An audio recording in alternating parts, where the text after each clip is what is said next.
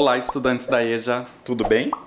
Eu espero que vocês estejam bem. Espero que estejam bem, se cuidando, estejam em casa. E vamos a mais uma aula de geografia. Eu sou o professor Juliano. Hoje eu gostaria que vocês separassem o material. Inclusive, iremos precisar de uma régua. Já deixem aí próxima a vocês essa régua. Iremos usar nos exercícios, certo? Vamos iniciar nossa aula, como sempre fazemos, nas revisões dos conteúdos anteriores. Lembram que na aula anterior falamos sobre as demarcações do território? Falamos sobre o município e as demarcações desse território. Essa demarcação é chamada de limite. Então, o que vai limitar o território do município é o limite. Curitiba faz limites com municípios vizinhos. Também falamos das limitações, das demarcações, do território que compõe o estado.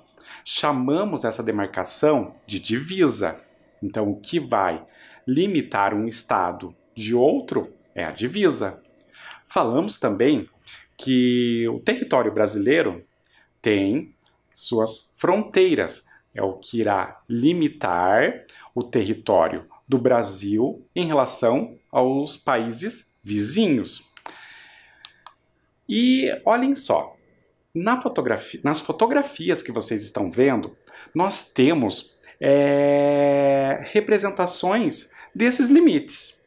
Vejam, a fotografia que está mais à esquerda de vocês mostra muito bem ali um limite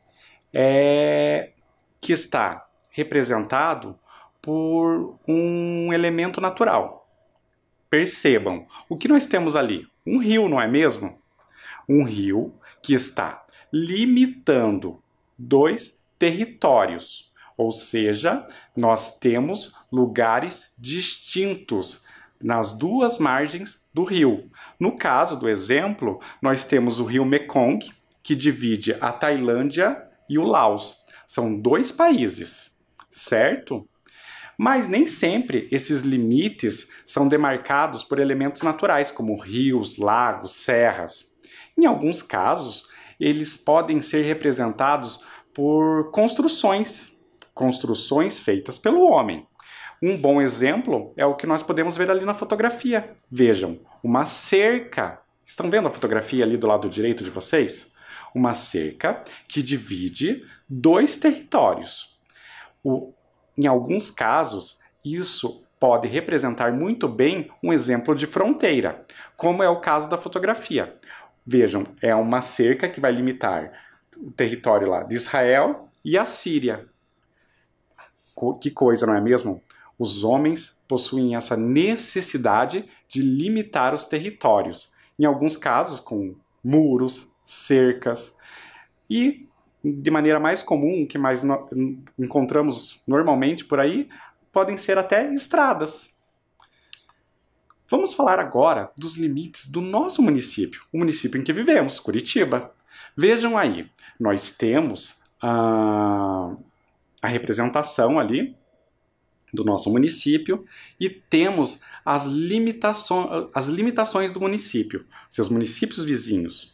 Vejam que nós temos no leste o Curitiba fazendo limite com os municípios de Pinhais e de São José dos Pinhais, mais à frente Piraquara. Nós temos no lado oeste Curitiba fazendo limite com o município de Campo Largo. No norte, Curitiba faz limite com o município de Almirante Tamandaré. E ao sul, Curitiba faz limite com o município de Araucária. Perceberam que nós já estamos voltando aí a alguns conceitos dos quais falamos na aula anterior, sobre essas direções, ou seja, os pontos cardeais. Vejam lá, na aula anterior nós também falamos sobre a Rosa dos Ventos, e essa representação nos ajuda a entender a orientação que nós podemos ter em relação ao espaço. Vejam, nós temos ali um desenho, né, com algumas pontas. E essas pontas estão apontando, logicamente, para uma direção. Vejam que temos algumas letras que são siglas. A primeira lá, que vocês estão vendo, a superior, letra N, representa o norte. Depois, abaixo, nós temos a letra S, a sigla, né, que representa o sul. A letra L, representando o leste. E a letra O, representa o oeste. Perceberam? Esses são os pontos cardeais, os pontos, as principais direções que nós podemos ter para entender a nossa localização. Mas existem pontos chamados de colaterais. São os pontos intermediários entre os pontos cardeais. Vamos ver? Olhem lá. Nós temos ali, então, entre o norte e o leste, a direção nordeste. Entre o sul e o leste, nós temos a direção sudeste. Entre o sul e o oeste, nós temos sudoeste. E entre o oeste e o norte, nós temos a direção noroeste. Então, esses são os pontos colaterais, ou seja, intermediários. Eles são direções intermediárias entre as direções principais, podemos dizer assim. E continuaremos falando sobre isso na aula de hoje. Mais ainda, falaremos sobre outros assuntos. Vejam, falaremos hoje, além dos pontos cardeais e colaterais, sobre os movimentos do planeta Terra. E também falaremos sobre a organização do território brasileiro. Vamos lá? Olhem lá. Falamos sobre os pontos cardeais agora na nossa revisão. E isso nos faz lembrar o seguinte. Na aula anterior, também falamos uma coisa, que a direção leste tem a ver com a posição em que nós percebemos o surgimento do Sol a cada dia. O Sol não se move, quem move é o nosso planeta, a Terra. Mas com esse movimento, percebemos que o Sol surge próximo a uma direção, todos os dias. Que direção é essa? A direção leste. E isso se dá por uma imagem que nós vimos na aula anterior também. Olhem lá. Nós não vimos aquela imagem ali de uma pessoa de costas. E essa pessoa está com o braço apontando para o local onde normalmente o Sol nasce. Chamamos essa direção de leste, a direção do nascente. Em oposição ao leste, nós temos o oeste. É normalmente a direção onde o Sol se põe a cada dia. O anoitecer, onde se dá o anoitecer, né? Quando percebemos que está chegando a noite.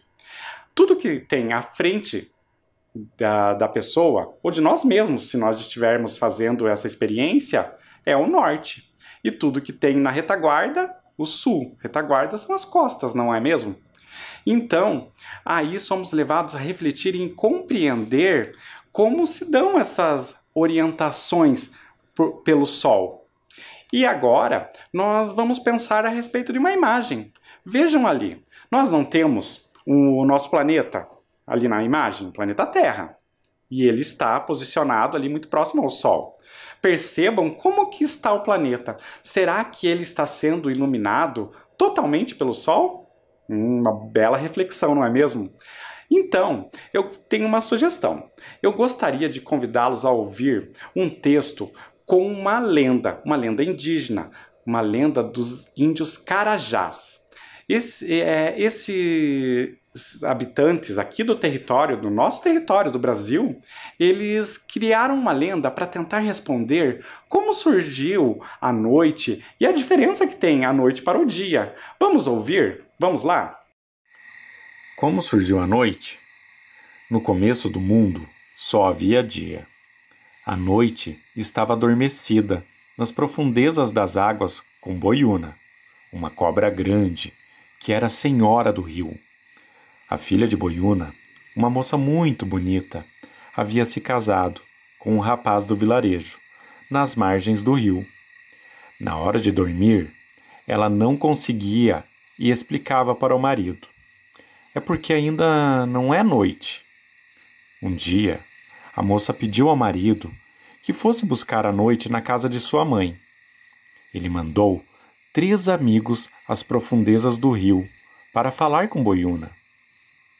Boiuna colocou a noite dentro de um caroço de tucumã, uma fruta da palmeira, e mandou entregar como se fosse um presente para sua filha. Os 3 amigos carregavam o tucumã quando ouviram um barulho de sapos e grilos, bichos que só cantam à noite. Curiosos, resolveram abrir o tucumã para ver que barulho era aquele. Quando o tucumã foi aberto, a noite escapou e tomou conta de tudo. O mundo virou uma escuridão só. A filha de Boiuna viu o que tinha acontecido e tentou separar a noite do dia. Pegou 2 fios, enrolou o primeiro, pintou de branco e disse: você será Cujubim e irá cantar sempre que o dia nascer. Então soltou o fio, que se transformou em um pássaro, e saiu voando. Depois enrolou outro fio, jogou cinza sobre ele e disse: você será coruja e vai cantar quando a noite chegar. Quando a coruja saiu voando. A partir desse dia, o mundo passou a ter dia e noite. E aí, gostaram?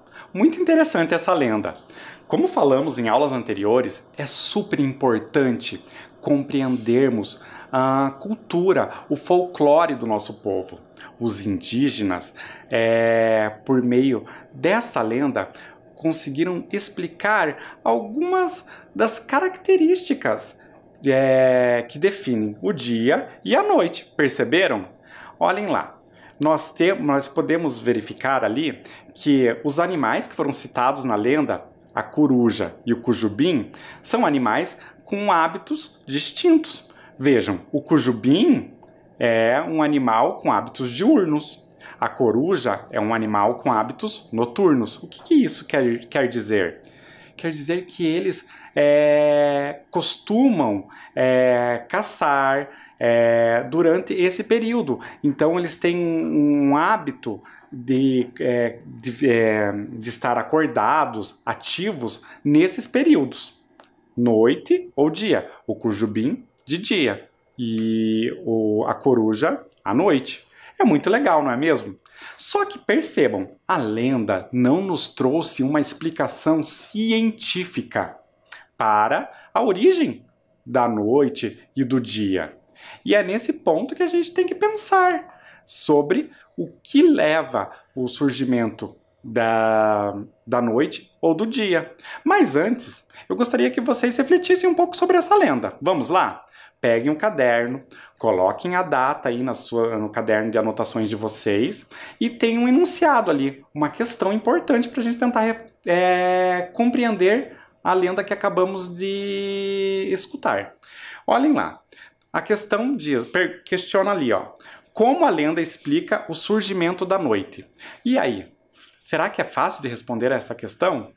Eu vou dar um tempinho para que vocês copiem e já tentem responder como essa lenda explica o surgimento da noite. Vamos lá?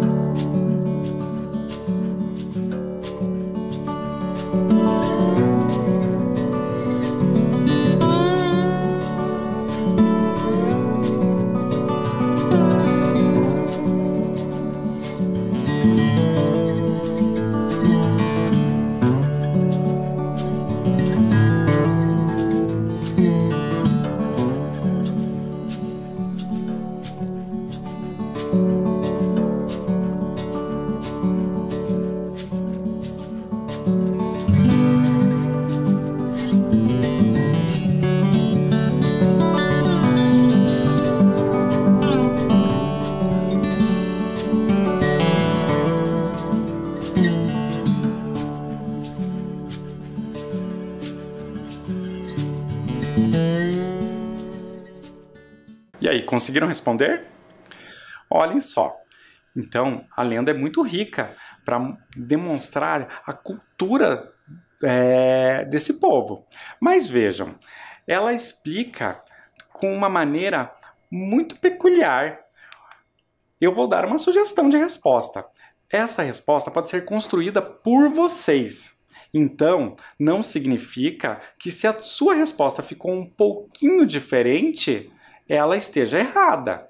Contudo, vamos ler uma possibilidade para ver se ela se encaixa ali no que vocês acabaram de escrever. Vamos lá? Então, a lenda relaciona o surgimento da noite à coruja, um animal com hábitos noturnos. Lembram que a personagem separa a noite do dia, criando então a coruja, né? E o cujubim, sendo a coruja um animal de hábitos noturnos e o cujubim um animal de hábitos diurnos. Essa é uma possível resposta. Caso vocês não tenham conseguido completar essa resposta, eu vou dar um tempinho para que vocês registrem no caderno. Vamos lá?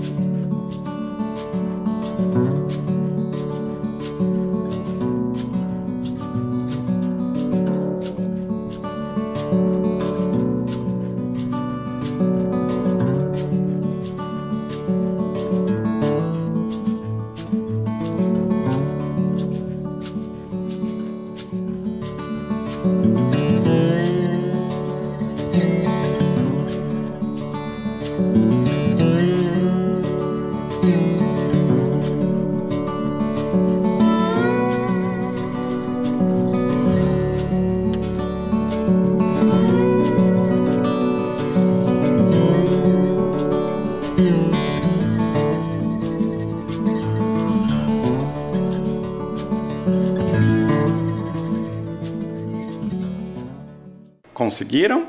Muito bem! Vamos continuar.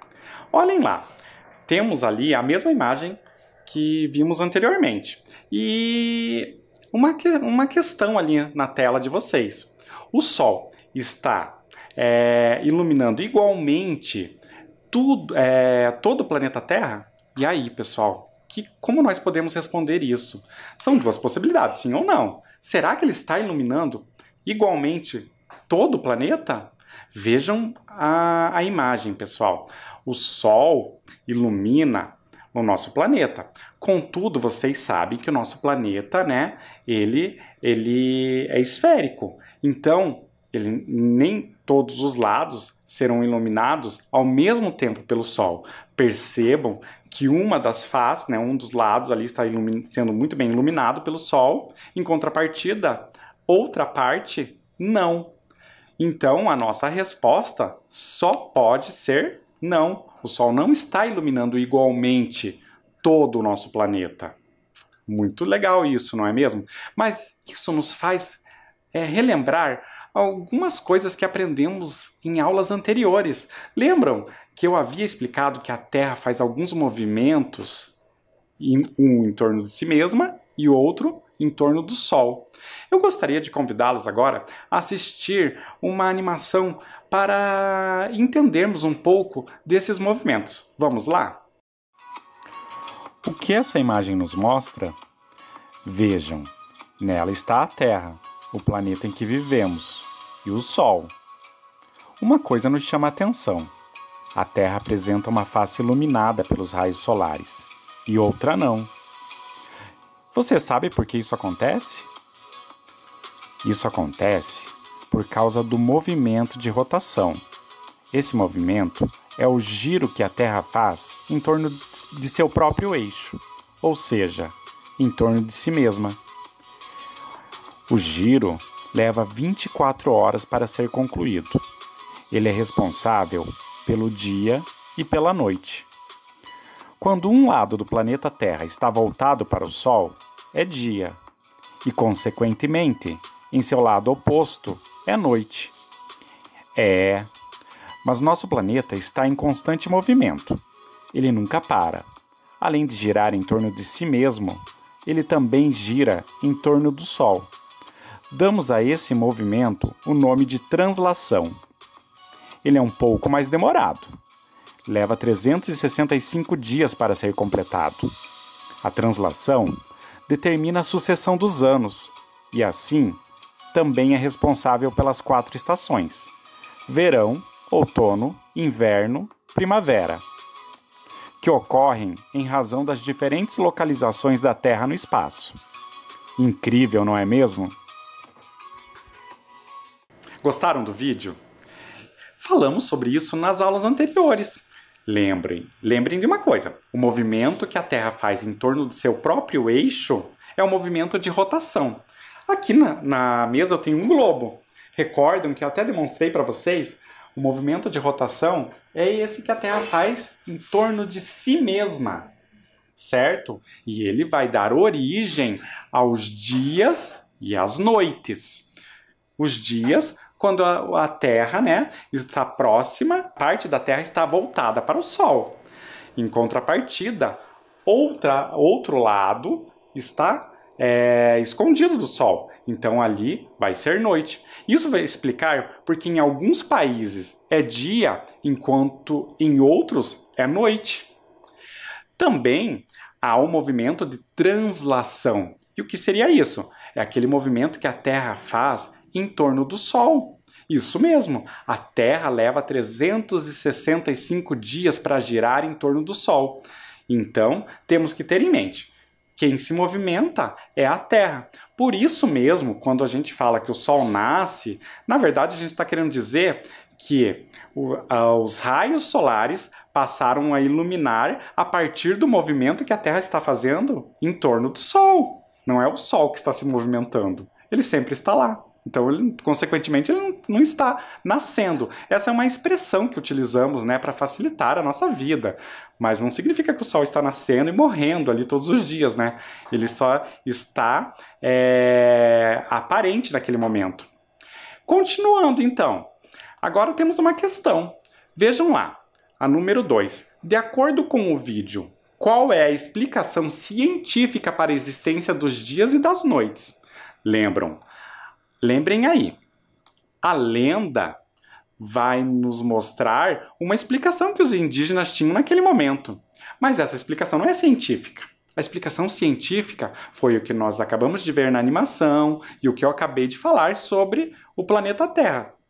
Vamos tentar responder? Eu vou dar um tempinho para vocês copiarem o enunciado e responder a questão. Vamos lá?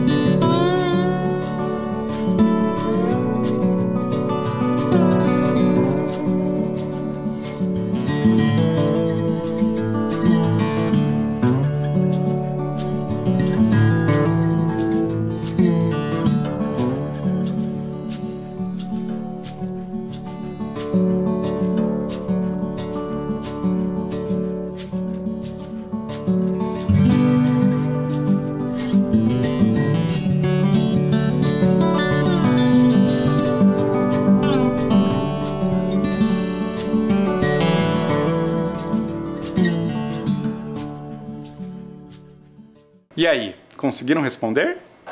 Eu tenho uma sugestão de resposta. Olhem lá. Então, os dias e as noites são resultados do movimento da rotação da Terra. Enquanto uma parte do planeta está iluminada pelo Sol, a outra não está. Vejam, essa é uma sugestão, mas vocês têm que ter em mente que tem que constar nessa resposta a ideia do movimento de rotação da Terra. Essa é a explicação científica para a existência de dias e noites. É o movimento que a Terra faz em torno de si mesma, que dura 24 horas e que vai originar os dias e as noites. Então, se vocês não conseguiram se aproximar dessa resposta, acharam que ficou difícil de responder, pode copiar a resposta que está aí na tela de vocês. Vou dar um tempinho para vocês responderem.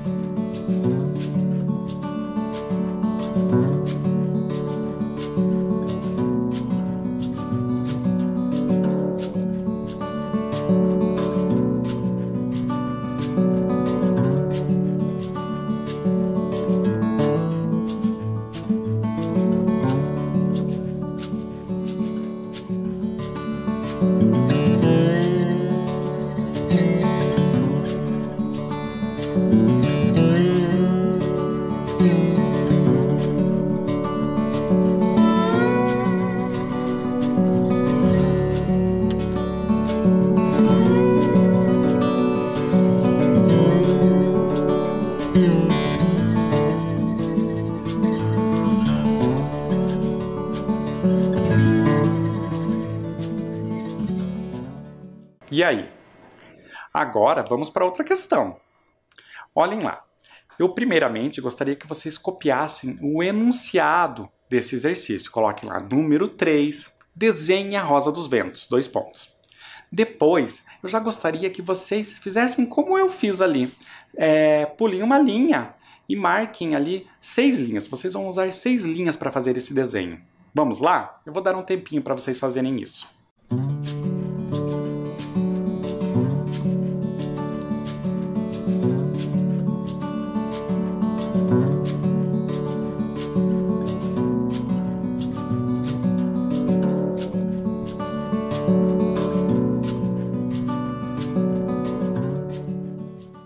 Copiaram? Então, lembrem que a rosa dos ventos é aquela que vai nos dar as direções, não é mesmo? Então, eu gostaria que vocês primeiramente fizessem o seguinte: tracem uma linha vertical, mais próximo ao centro do caderno de vocês. Essa linha, então, vertical, pode ocupar 4 linhas do caderno ali. Ela vai ter aproximadamente 4 centímetros, um pouco mais. E coloquem lá a letra N na parte de cima e a letra S na parte de baixo. Depois, vocês vão traçar uma linha horizontal. E vão colocar a letra L do lado direito e a letra O do lado esquerdo. Eu vou dar um tempinho para que vocês façam esse registro. Vamos lá?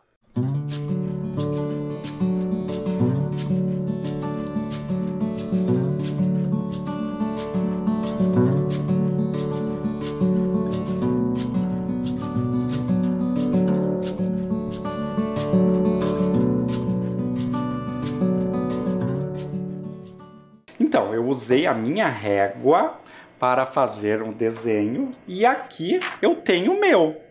Vocês conseguiram fazer? Eu fiz um pouquinho maior para que vocês pudessem visualizar. Vamos agora para o próximo passo. Vamos lá? Agora eu quero que vocês tracem uma linha diagonal e que vai atravessar essa cruz. Na verdade, são 2 linhas. Você vai fazer uma espécie de X sobre a cruz. Vamos lá? Eu vou dar um tempinho para que vocês façam agora, certo?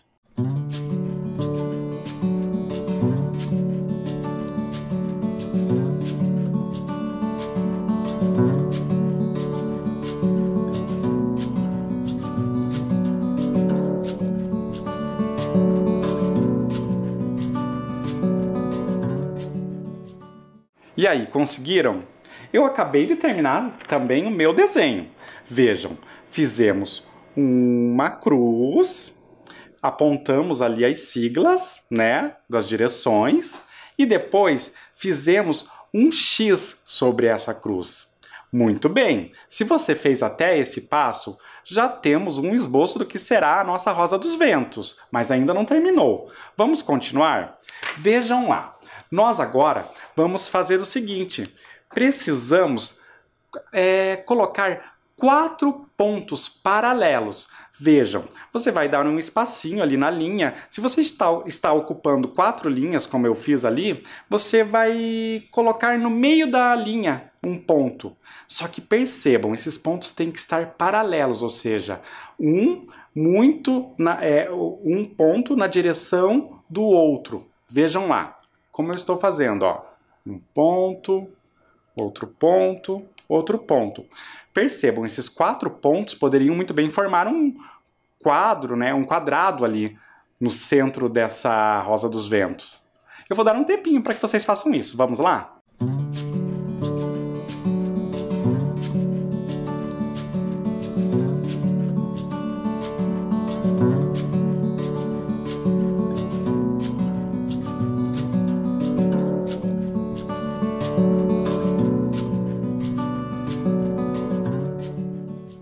E aí, conseguiram? Eu espero que sim.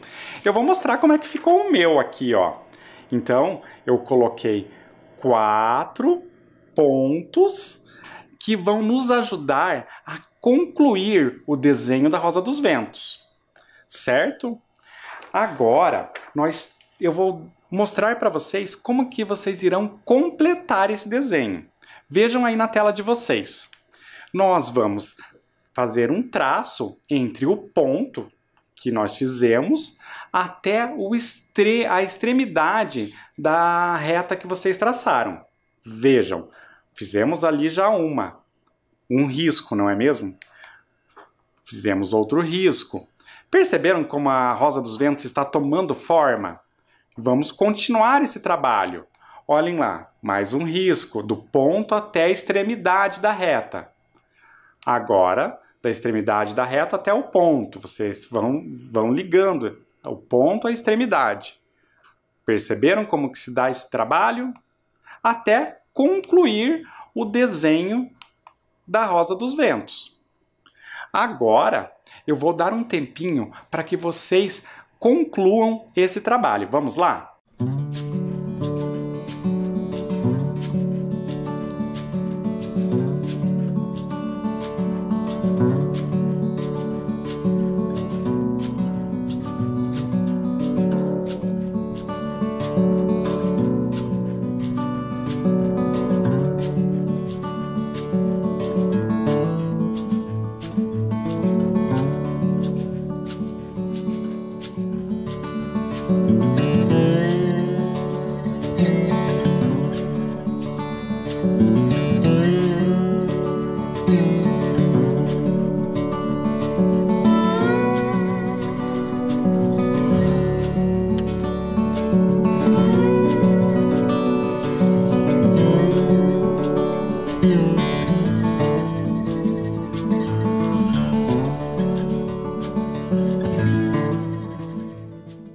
E aí, conseguiram?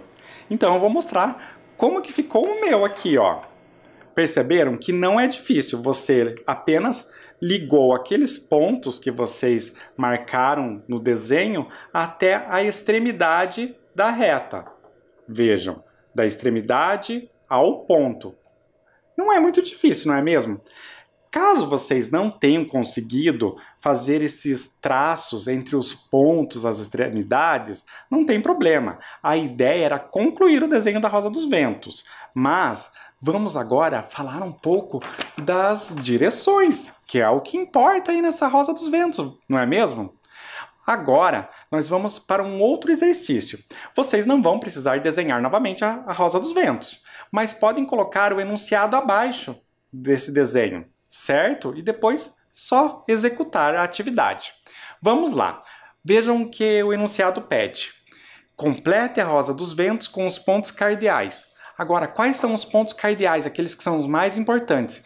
Vocês já colocaram ali as siglas dos pontos cardeais. Agora basta completar com os seus nomes, os respectivos nomes. Vamos lá?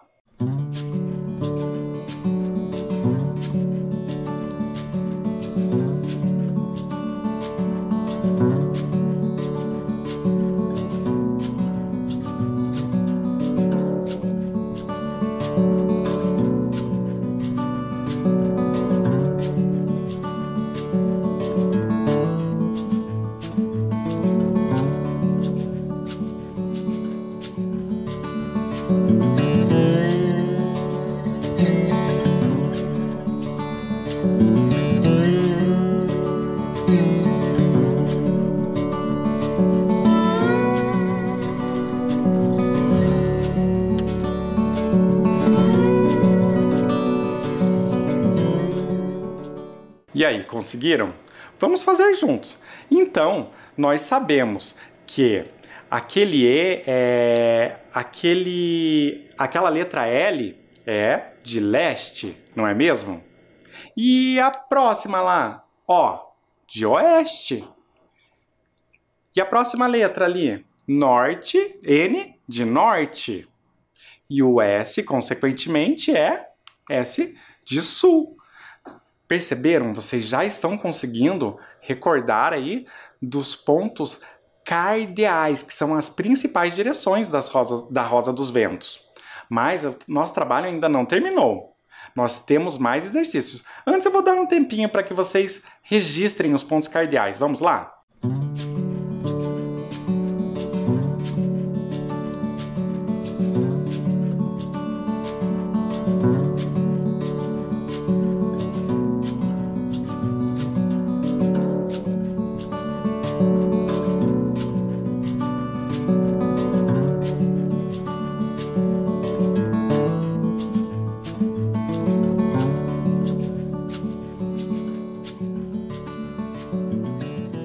E aí, vamos para o próximo? Agora nós temos mais um exercício. Vejam lá, agora complete com os pontos colaterais. Vejam que nós temos um retângulo ali com o nome dos pontos colaterais que irão completar aqueles espaços. Então, vocês têm que utilizar aqueles pontos colaterais para completar a Rosa dos Ventos. Vamos ver se vocês se recordam quais são eles? Falamos disso lá no início da aula. Vou dar um tempinho para vocês.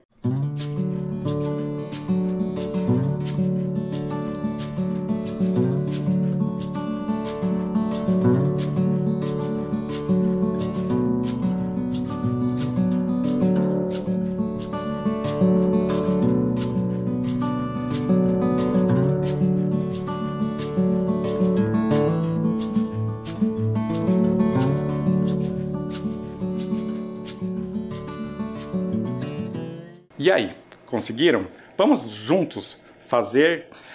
Olhem lá, entre o norte e o leste, nós temos uma direção, a direção nordeste. E entre o sul e o leste, nós temos o sudeste. Entre o sul e o oeste, vejam que até coloquei a palavra oeste lá no lado esquerdo da tela. Nós temos o sudoeste. E entre o norte e o oeste, nós temos o noroeste. Agora vocês conseguiram completar todos os pontos colaterais. Eu vou dar um tempinho para que vocês registrem o exercício. Vamos lá?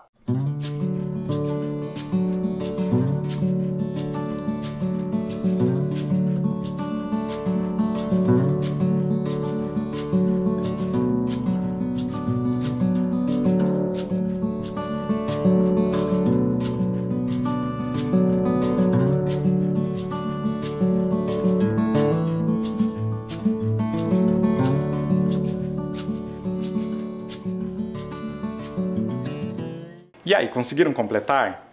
Então, os pontos cardeais e os pontos colaterais são muito importantes para que nós possamos compreender a nossa localização no espaço. Inclusive, esses nomes nos ajudam a entender um pouco do território brasileiro, o nome das nossas regiões. Vamos falar mais sobre isso. Como que se organiza o nosso território? Vamos ver? Olhem lá. A organização do território brasileiro. Nós temos ali um mapa, né, mostrando muito bem. E sabemos que ele é dividido, então, em 26 estados e um Distrito Federal, que é onde fica a nossa capital, Brasília. Nós também sabemos que no nosso território nós temos 5.570 municípios. É muita coisa, não é mesmo? Imaginem 5.570 municípios dentro do nosso território. São vários, não é mesmo? E também temos esses municípios divididos em distritos, que são espécies de regionais. Isso porque em alguns municípios existem eles são tão grandes que tem a zona rural, a zona urbana. Então o município precisa ser dividido em distritos. No caso de algumas cidades, as divisões ocorrem somente em bairros, mas em alguns casos, os distritos também podem ser divididos em bairros. Outra coisa que é super importante sobre o território: os estados e o Distrito Federal são chamados de unidades federativas. Então, por isso que em alguns mapas a sigla UF aparece. O que significa isso? Significa que cada estado do nosso país é uma unidade da federação, uma unidade federativa. Também precisamos saber que o IBGE, o Instituto Brasileiro de Geografia e Estatística, ele dividiu o nosso território em 5 grandes regiões. Lembrem que eu acabei de falar. O nosso território é dividido em regiões. E essas regiões lembram bastante o nome dos pontos cardeais que nós acabamos de falar. E dos pontos colaterais também. Vamos ver quais são os nomes das regiões. Olhem lá. Nós temos a região norte, lá na parte mais extrema do nosso país, né? Na parte superior ali do mapa, vocês estão verificando. Ali está representado com a cor verde. Nós temos a região nordeste, representado ali no mapa, representada no mapa pela cor laranja. Nós temos a região centro-oeste, representada ali no mapa pela cor rosa. E nós temos a região sudeste, no mapa ali representada pela cor amarela. E temos também a região sul, que é a região onde vivemos. No mapa está representada pela cor lilás, né? Então, essas são as 5 regiões que existem no nosso território. Hoje, falamos um pouco então sobre a organização do nosso território. Ele é dividido em estados, que são divididos em municípios, que podem ser divididos em distritos, que podem ser divididos em bairros. Também falamos das regiões.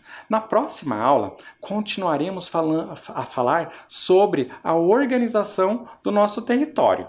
Eu espero que vocês tenham anotado tudo o que falamos. E por hoje terminamos por aqui. Até lá, até a próxima aula, pessoal. Tchau!